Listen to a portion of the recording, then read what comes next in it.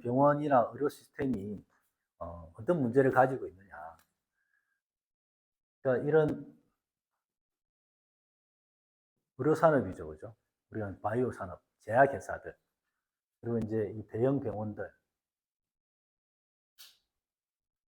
이 병원들은 결국은 이들은 무엇을 위해서 존재하는 거냐? 뭐 인류의 건강과 이런 걸 위해서 존재하긴 하겠지만, 가장 중요한 것은 뭐예요, 이 사람들?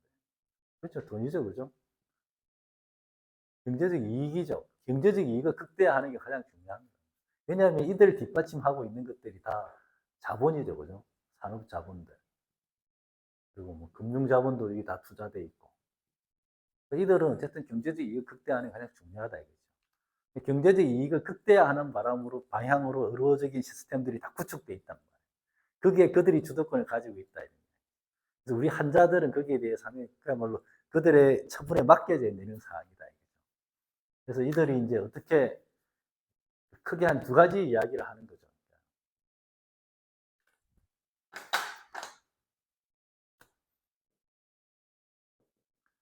약, 약 만드는 사람들이죠. 약. 약이라는 게 이게 끊임없이 신약을 만들어내는 거예요. 그러니까 새로운 합성 물질이죠. 화학 물질이죠, 그죠? 새로운 물질이죠. 근데 얼마든지 비싼 효과를 내고 하는 데서 얼마든지 자연 물질을 가지고 약을 만들 수 있다고 그래요. 이게 뭐 어려운 건 그렇게 불가능하지 않다. 우리 몸에서 나오는 물질에 있는 그 항산화 물질도 있잖아요, 그죠? 뭐 비타민, 미네랄뿐만 아니라 뭐 코엔자임 이런 거 있죠. 큐텐, 텐큐라고 하나? 큐텐 이런 거 있잖아요. 폴리코사놀 뭐 이런 것들 여러 가지 자연 물질들 이런 물질로 또 약을 만들 수 있다. 근데 왜 안 만드느냐? 왜 이렇게 신합성 물질, 신약만 계속 개발하느냐? 그 이유가 뭘 것 같아요? 네? 네? 계속 아프게. 얘들로 약을 만드는 거는 특허를 받을 수가 없어요. 이런 물질들은. 기존에 다 자연 물질들을 가지고. 이미 물질들이니까.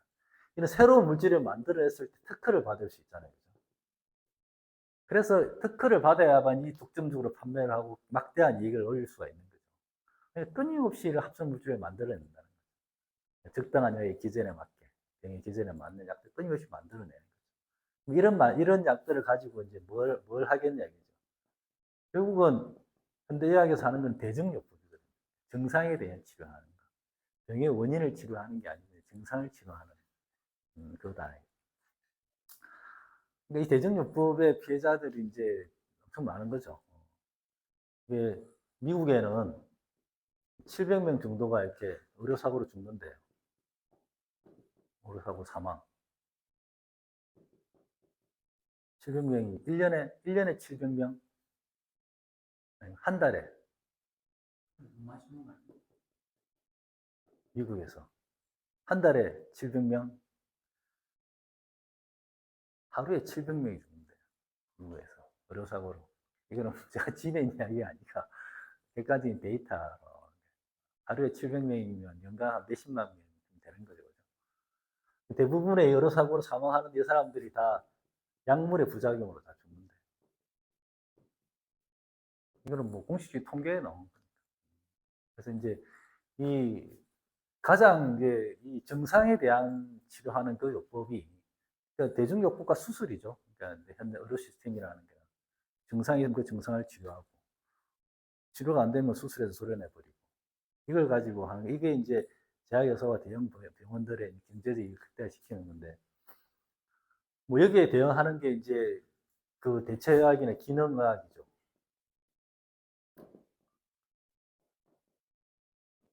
근데 사람들이 이런 이야기를 하면 이제 안 믿는 사람들이 많죠. 야, 어떻게 그래도 병원이 뭐 그럴 리가 있어. 뭐 하는데 사실이죠. 근데 왜 언론에 이런 데서 이야기를 안 하냐. 이야기를 할 수가 없죠. 이게 다 광고주들이니까. 광고주들에게 이야기를 할 수가 없고 이런 현실들이 보도가 되지 않는 거죠. 대체의학과 기능의학을 열심히 홍보를 하면 되지 않느냐. 대체의학과 기능의학이라는 거의 그 내용이 뭡니까? 내용이 간단한 거죠. 그 자연식을 많이 먹고 고기나 가공식품 적게 먹고 비타민, 미네랄 같은 거 섭취하고 스트레스 받지 말고 운동하고 이게 돈 되는 게 있어요. 산업화 시킬 수 있는 게 아무것도 없는 거예요. 그러니까 이들을 홍보하고 연구를 뒷받침할 수 있는 자본이 전혀 없는 거죠. 없는 거니까 뭐 결국 그냥 뭐 여기에 이 지배하고 있는 이게 계속 있는 사람들이 이제 이끌어갈 수밖에 없다 이런 거죠. 그 책에 보면 이제 이런 것들을 대표적으로 이제 이런 약과 대증요법을 가지고 이제 이 여러 산업이 지탱되고 있는 음, 그런 것들을 대표적인 질병을 여러 가지를 갖고 이제 설명을 하는데 그 중에 이제 우리가 잘 아는 게 이제 그럼 상식적으로 한번 뭐 이야기를 나눠보는 거죠. 당뇨, 고혈압, 고지혈증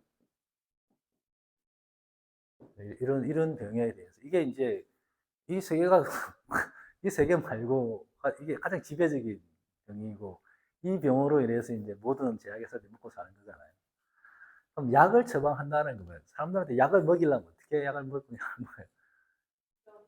거예요. 약을 먹으려면 뭔가 메시지를 줘야 되잖아요. 메시지를 아주 개량화되고 디지털되고 선명한 메시지를 줘야 돼요. 약을 먹이려면 그 메시지가 어떻게 구현되느냐? 그렇죠. 그 메시지가 숫자로 구현되는 거예요. 수치로. 그러니까 그게 목을 매다는 거예요. 그런 의학 연구자들이라고. 혈당이다, 혈당. 혈압. 그리고 콜레스테롤. 콜레스테롤 수치. 이, 이 숫자로 이제 사람한테 공포심을 심어줘야 돼요. 그래야지 스스로 제 발로 걸어와서 이제 약을 먹게 되는 거죠. 근데 이 혈당이나 혈압이나 이런 콜레스테롤 수치 같은 것은 이게 병이 아니잖아요. 그죠? 이건 병이 아니죠. 이거는. 정상 정도죠. 정상. 어, 병이 아니죠. 근데 이거를 계량화시키고 수치화시켜가지고 일정한 기준에 되면 혈압약 안 드시죠, 그죠? 어, 콜레스테롤 약 계속 먹습니까?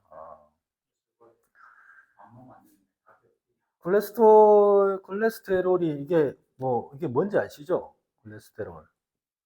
뭐 지방의 일종인데 이게 무슨 뭐 되게 뭐 건강의 주범이나 적처럼 이야기하는데 그렇지 않다는 거 아시죠? 그죠? 이게 우리 뇌의 90%가 콜레스테롤이에요. 그리고 이렇게 우리 혈관이나 세포막 그리고 뭐 이렇게 신경막 그리고 우리 호르몬 남성 호르몬 테스토스테론 이런 것들이 다 콜레스테롤에서 나오는 거예요. 엄청나게 중요한 거잖아요. 그죠? 근데 이 콜레스테롤이 이제 간에서 만들어지는 거죠. 간에서 한 85% 정도 만들어진대요. 먹는 음식에서 우리가 음식으로 한 15% 정도 섭취하는 거죠. 그러니까 우리가 음식으로 먹는 콜레스테롤은 몸에 들어가서 콜레스테롤을 합성하지 않아요. 거의. 그거는 이제 거의 이제 미국의 영양학회에서도 뭐 다 뭐 먹는 우리 뭐 계란을 먹으면 안 된다 이런 게 다 이제 폐기된 어떤 원칙이죠. 근데 이제 콜레스테롤이 왜 이거를 수치화 시켰느냐? 저 책에 보면 나오는 이야기인데 심장마비로 죽은 이제 환자를 이렇게 부검을 해보니까 심장마비 심장에 이제 혈액을 근육 심장에 이제 영양분을 공급하는 그 혈관 관상동맥에 콜레스테롤이 잔뜩 끼어 있는 거예요. 심장마비로 죽은 환자들은 다. 그러니까 콜레스테롤이 관상동맥을 막고 심장마비의 주범이다 이렇게 본 거죠. 그런데 왜 콜레스테롤이 그렇게 많으냐? 콜레스테롤이 하는 역할은 세포막과 신경막 이런 걸 구성하는 거거든요. 그러면 체내에 염증 반응이 생기면 혈관이 노화가 되고 혈관이 이렇게 보수를 해야 되고 하면 혈관 상태가 안 좋아지면 대량의 콜레스테롤이 가서 붙는 거예요. 그걸 보수하기 위해서. 보수하기 위해서 붙는 건데. 그때는 그걸 모르고 이제 그러니까 잘라보니까 콜레스테롤이 많다. 지방이 많다. 이거지. 얘 때문에 심장마비를 일으키는구나. 이렇게 본 거죠. 이 말은 무슨 말이냐면 이렇게 화재 현장에 가면 소방차들이 많잖아요. 그러니까 화재 현장만 가면 소방차들이 많아. 소방차들 때문에 불이 났구나. 이렇게 이제 보는 거죠. 그래서 이제 콜레스테롤 수치를 관리하고 콜레스테롤을 저하시키는 약을 만들기 시작했어요. 이게 화이자에서 만든 스타틴인가 하는 약인데, 약간 이름을 잘 모르겠는데, 맞죠, 그죠? 이게 이제 지금 드시는 것도 이런 거죠. 화이자에서 만든 거. 그럼 이거는 어떤 작용을 하냐면, 양작용이 간에서 콜레스테롤 합성하는 작용을 저하시키는 거예요. 콜레스테롤 간에서 못 만들게 하는 거지. 이렇게 좋은 일을 하는 콜레스테롤을 못 만들게 하는 거야. 수치가 높다고. 그러면 이게 간에서 이제 이게 그 아까 코엔자임 뭐 텐큐, 큐텐 이런 것들이 간에서 만들어진단 말이에요. 심장마비, 그러니까 심장을 그 이제 활성화시키는 항산화 물질, 그 항산화 물질이잖아요. 그런 것들이 이제 줄어드는 거지. 그러면 이제 심장이 안 좋아지는 거예요. 심장에 문제가 생기고. 그래서 이제 뭐 심장에 문제가 생기면 남자 같은 경우 발기부전 같은 것도 생기죠. 화이자는 스타틴 만들어서 팔아먹고 남자들이 발기부전 생기니까 이제 비아그라를 만들어서 이제 팔아먹고 상당히 이제 이런 그리고 이제 간에 이 콜레스테롤이 이제 이렇게 뇌의 90%를 차지하고 있는데 콜레스테롤 합성이 안 되면 이제 이 약의 부작용이 치매라고 그러잖아요. 치매를 불러일으키는 거죠. 그래서 이거는 염증 반응, 체내 염증 반응으로 인해 가지고 이런 현상이 일어나는 건데 이걸 수치화시켜갖고 얘만 이렇게 낮추는 거죠. 혈당과 혈압을 낮추면 똑같은 거죠. 이 모든 것들이 다 이제 소위 말하는 생활 습관병이잖아요. 그죠?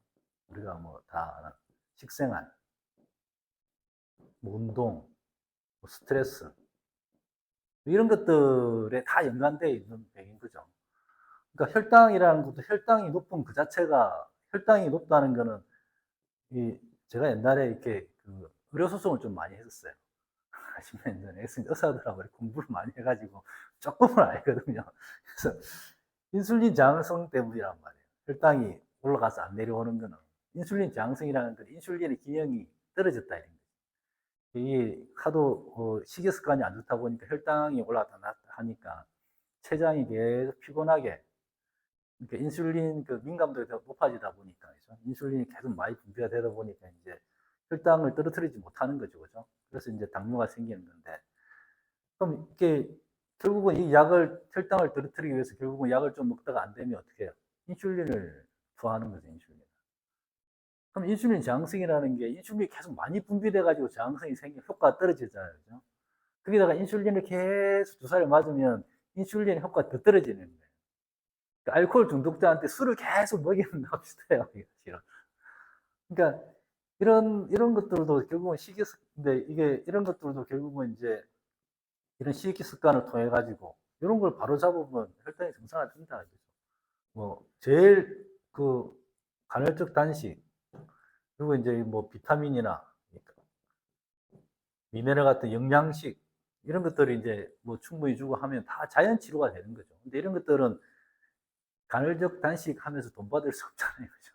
다 산업화가 안 되는 것들인 거죠. 그래서 뭐 혈압도 마찬가지, 혈압 똑같은 거죠. 그래서 이것도 뭐 결국 혈압의 원인이 오히려 올라가는 게 이제 뭐 대사증후군이나 이런 이제 뭐 비만 이런 것들 때문에 혈압이 올라가는 거잖아요. 이게 다 원인인 거잖아요. 동맥경화. 근데 웃긴 게 이제 동맥경화 때문에 혈압이 올라가는 건데 혈압이 올라간 상태는 혈압 자체는 문제가 안 되잖아요. 근데 이제 고혈압을 계속 관리하는 이유가 혈압이 올라가면 동맥경화가 일어난다 계속 그러잖아요. 거꾸로 된 거거든요. 동맥경화가 일어난 사람들한테 고혈압 증상이 생기는 거지. 고혈압이 있다고 해서 건강한 사람이 항상 동맥이 생기는 건 아니거든요. 그러니까 이제 그럼에도 불구하고 이제 혈압을 계속 낮추는 혈압약을 먹게 되면 혈압이 높아진다는 거는 몸에 구석구석에 계속 이제 피를 보내가지고 영양분을 계속 공급해야 되는 거잖아요. 근데 혈압약의 기전이라는 게 심장 근육을 이렇게 약화시키는 거잖아요. 펌핑을 잘 못하게 인슐을 약화시켜가지고 이제 피가 제대로 끝까지 못 돌게 혈압 인슐을 떨어뜨리는 거잖아요. 그러면 심장에서 먼 쪽이 뇌 이런 데는 피가 잘 못 가죠, 그죠? 그렇게 되면 이 혈압약의 부작용도 이제 크게 치매가 되는 거죠. 이런 약들, 이것도 치매의 원인이 되고, 그러니까 치매약을 또 만들어서 팔고 하는 이런, 이렇게 해서 이어진다는 거죠. 그러니까 이게 이제, 이런 것들에 대해서 이제 이야기하면 보통 사람들은 그게 이제 어떤 한 일부적인, 일부고 뭐 그냥 어쩔 수 없는 부작용이라고 생각하는데 그렇지 않습니다. 어떤 여러 시스템 자체가 이렇게 구성되어 있다라는, 아무리 이렇게 포장을 하더라도, 이게 우리가 역류성 식도염 이런 게 있잖아요. 역류성 식도염. 이거 우리나라 사람들 되게 많잖아요. 그죠? 역류성 식도염이 뭐예요? 위산이 이렇게 분비돼가지고 넘어오는 거잖아요. 그죠? 그러면 역류성 식도염, 저도 옛날에 의사하고 가면 약을 주잖아요. 약 주면 그 제산제 주잖아요. 그죠? 이제 위산을 약화시키는 거. 약화시키는 거 주는데, 그 의사가 이제 의사도 오래 먹지 말라고 해요. 왜냐하면 위산이 있어야 그 소화를 할 수 있잖아요. 근데 역류성 식도염의 원인이 뭐냐면은, 그렇죠. 아시네. 위산이 약해가지고 생기는 게. 위산이 약해가지고, 이 위산이 약해서 위산을 이제 강하게 분비하려고 하다 보니까, 이 식도하고 위장 간의 그 괄약근이, 거기에 힘이 부족해가지고 식도가 위산이 역류하는 거거든요. 원인은 위산이 약해서 그런 거예요. 약해진 위산을 더 약하게 만드는 게 이제 정형적인 그런 약인데, 이제 그 위산이라는 거는 이제 이제 수소하고 이제 염화물하고 합쳐진 염산이잖아요, 염산. 염산 아니면 이제 가장 중요한 성분이 염화물이라고 그래요. 소금. 소금 섭취가 제대로 안 되면 이제 위산이 약해지는 거거든요.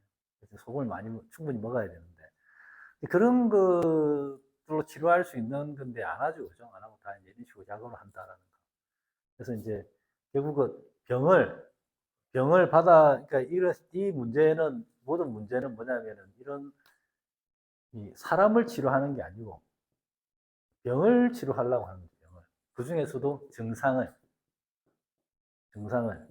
이걸 이제 환원주의적 대중요법이라고 하는 거죠. 인간의 몸을 상당히 기계론적으로 보고 분석해가지고 제일 말단에 있는 것만 이렇게 고치려고 하는. 그게 가장 이제 효과적이고, 또 일부 환자들은 또 그걸 원하니까. 그래서 우리가 이제 병 자체를 문제적 상황으로 받아들이고 그 병에 대해서 집중하고 집착하게 되면 이런 어떤 모순적인 의료산업, 의료 시스템의 희생양이 될 수 있다. 이런 이야기를 이제 저 책에서 하고 있습니다.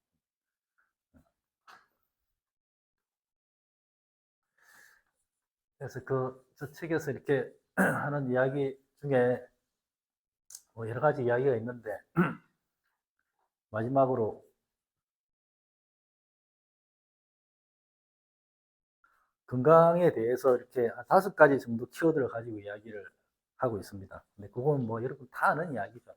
다 아는 이야기인데 한번 그냥 주의를 환기시키는 정도에서, 건강의 5가지 요소라고 해서, 첫 번째, 영양. 진짜 음식을 먹어라. 진짜 음식을 먹어라. 진짜 음식이라는 게 가장 영양이 들어있다는 게 대표적인 게 이제 비타민과 미네랄이죠. 우리 뇌는 이렇게 이제 뇌가 우리 뭐 에너지 4분의 1인가 쓴다고 그러잖아요. 그죠? 뇌가 이렇게 어떤 사령탑이잖아요. 뇌는 가장 순도가 좋은 에너지, 영양분만을 쓰려고 하는 거죠. 그게 비타민과 미네랄인데, 근데 비타민과 미네랄이 충분히 안 들어오면 뇌는 계속 뭔가, 그러니까 비타민과 미네랄을 섭취하라는 신호를 계속 보낼 수밖에 없죠, 몸에서. 근데 그 신호가 구체적으로 가진 않잖아요. 먹으라라는 신호로만 가는 거죠. 계속 먹게 되는 거지, 그냥. 계속. 근데 그 손쉽게 가공식품이나 또 뭐 이런 거는 계속 먹게 되니까 비타민, 미네랄은 안 들어가고 계속 먹으라고 하고 이런 식으로 이제 반복돼가지고 그게 대사질환으로 이어지고 비만으로 이어지고 한다 이런 거죠. 근데 진짜 음식을 먹는 게 그리고 이제 뭐 가장 중요하다. 뭐 다 아는 이야기죠. 몰라서 못 먹는 거 아니잖아요. 저도 뭐 이렇게 도방에 있으면 김밥하고 컵라면이 주식인데 그렇게 되면 안 된다 이거죠. 두 번째는 이제 면역이죠, 면역. 면역이 이제 면역이라는 게 뭐 아주 여러 가지 총체적으로 쓰이는 이야기죠, 그죠? 근데 이제 그 과학적으로 이렇게 생명을 유지하는 힘이다 이렇게 이제 이야기를 해요. 근데 사람의 몸이라는 게 살아 있을 때는 부패되지 않잖아요, 그죠? 죽으면 금방 부패돼 버리잖아요. 그 차이가 뭐냐? 생명이 있고 그 차이가. 그래서 이제 뭐 면역에 대한 이야기는 뭐 황제내경에도 이제 사기라고 이야기하죠. 그런 몸의 전체적인 안정성 이런 것들을 되게 중요하게 생각하는데 이게 그 병에 대해서 이제 그런 역사적인 대립이 있었다고 그래요. 19세기 때부터 이게 이제 그 세균 세균론과 환경론이라는 이제 이 대립이 있었다고 해요. 저책에 하면 세균론의 대표 주자는 이제 우리가 잘 아는 파스테르. 환경론은 저는 잘 모르는 사람인데 베르나르라는 이제 학자가 있었대요. 뭐 다의학자, 유명한 의학자인데 그러니까 질병 병이라는 거를 이렇게 밖에서 들어오는 외부에서 들어오는 세균, 병균 뭐 이런 것들이 이제 몸에 병균을 일으킨다라는 거. 거기에 포커스를 맞춰서 의료 시스템을 갖고 가는 그런 이제 주장이라 하면 이 환경론이라는 그게 아니고 몸의 전체적인 영양과 운동과 스트레스, 정신 이런 모든 것들이 이제 약해졌을 때 이런 세균의 침입을 막지 못한다. 똑같은 세균이나 이게 들어와도 어떤 사람은 병에 걸리고 그렇지 않다 이거지. 그래서 이 두 가지가 대립이 있었는데 계속 성공하는 거는 승리한 이쪽에 승리를 했죠. 왜? 왜 그럴까요? 이건 돈이 안 되잖아요. 돈이 안 된다. 얘 쪽으로 가야지 항생제도 만들고 그죠? 뭐 백신 이런 것들을 다 만들어서 돈을 벌 수 있기 때문에 이제 모든 게 이게 포커스가 맞춰갖고 이제 의료 이제 체계가 그 만들어졌는데 결국은 지금은 이제 이런 환경, 체내의 몸속의 환경을 어떻게 하는가 이런 게 이제 아주 중요하다 이런 이야기를 하고 세 번째는 그러니까 그 책에 보면 이제 이 책의 내용을 다 안 읽어도 요 한 챕터만 읽어도 된다라고 하면서 세 번째 이야기를 했는데 세 번째 요소가 뭐겠어요? 그렇죠. 수면, 수면. 이게 가장 중요하다. 수면. 그 연세대 김주환 교수가 요새 명상과 이런 데 대해서 유튜브를 많이 하잖아요. 그죠? 그분 유튜브에 봐도 항상 이 수면을 엄청나게 강조를 하더라고요. 뭐 잠이 보약이기도 하고, 다 아는 이야기죠. 그죠? 근데 이게 뭐 쉽지가 않죠. 제일 어려운 거죠. 잠을 잘 잔다는 게 사실 제일 어려운 건데, 이게 뭐 건강에 뭐 모든 지표와 관련이 있다. 그래서 뭐 요 책에는 그런 이야기를 하더라고요. 12시 이전에 자는 게 되게 중요하고, 10시에서부터 12시까지 자는 게 몸에 그때 그 휴식을 취할 때 몸에 많은 기능이 이제 활성화된다라는 거고 그 다음에는 공복에 사는 거예요. 공복. 공복을 유지하는 게 되게 중요하다. 뭐 이런 이야기를 합니다. 그 네 번째는 이제 뭐겠어요? 하나 남아 있는 거. 스트레스죠, 스트레스. 스트레스 관리하는 거. 결국은 뭐 이런 이게 이제 황제 내경에도 나오잖아요. 심기혈병. 마음이 마음이 우울해지면 기가 막히고 기가 막히고 결국은 병이 된다. 우리 어떤 뇌의 시스템도 우리가 이제 뭐 가장 상위에 있는 대뇌가 이성적인 판단과 사고를 하는 거잖아요. 그게 이제 인간의 뇌라고 하는데 그 뇌가 가장 많은 에너지를 쓰죠. 그 밑에 있는 이제 뭐 우리가 말하는 파충류의 뇌, 표류의 뇌라고 하는 간뇌나 소뇌들은 이제 그보다 덜 에너지를 덜 쓸 수밖에 없죠. 이게 대뇌가 지배하니까. 근데 그 대뇌가 결국은 스트레스나 마음, 작용에 의해서 에너지를 쓰게 되는 거니까. 그들이 스트레스를 받게 되면 그 위에서 에너지를 다 써버리니까 그 밑에 있는 이 자율신경을 관할하는 간대나 손의 기능들은 약해질 수밖에 없는 거죠. 그러니까 우리 자율신경이 결국은 이제 실조되고 제대로 작동되냐면 그걸 병이라고 하니까 그래서 스트레스라는 게 이제 가장 중요하다 이렇게 이야기를 하고 마지막에는 이제 이렇게 환경오염 환경오염이 이제 건강에 가장 큰 적이다 이렇게 이야기합니다. 그래서 거기서 몇 가지 다루고 있는 거는 이제 뭐 유전자 변형식품, 이런 거 유전자 변형식품 특히 뭐 제초제나 이런 걸 되게 많이 써야 된다고 해요. 하는 생산성을 위해서. 그래서 뭐 그건 어디 몸속에 고스란히 들어오니까 그런 거. 그리고 이제 MSG, 글루탐산이라고 하는 게 이제 되게 뇌에 아주 치명적인 독성 물질이라고 해요. 잘 몰랐는데 MSG, 그리고 뭐 플라스틱에 있는 환경 호르몬, 치명적인 이제 이런 이야기를 하더라고요. 오늘은 뭐 도에 관련된 건 아니지만 우리가 이제 또 음식과 건강에 대해서도 한번 이렇게 돌아보는 그런 계기가 됐으면 해서 했습니다. 오늘 이렇게 마치겠습니다.